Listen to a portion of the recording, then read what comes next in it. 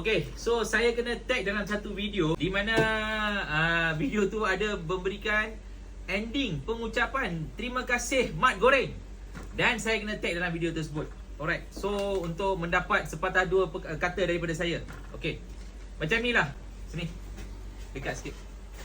Hidup ni dua benda. Benda ni korang jangan lupa. Satu, meminta maaf. Setiap kali amalkan budaya meminta maaf. Kalau hampa rasa diri anda ada buat apa-apa benda yang salah, make sure anda kena rela meminta maaf. Number one.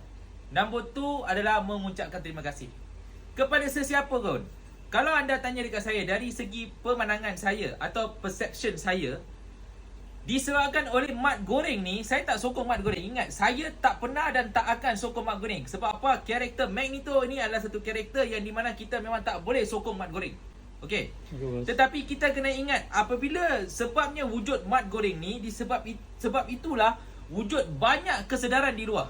Betul tak betul? Betul, bos. Kesedaran wujud disebabkan oleh benda-benda negatif, benda-benda yang tak betul, benda-benda yang tak logik yang dilakukan oleh Mat Goreng ni. Benda yang tak betul, tak logik yang dilakukan oleh Mat Goreng ni menyebabkan kesedaran ni berlaku secara drastik. Betul? Betul, bos. Sebab itu kita kena ucapkan terima kasih.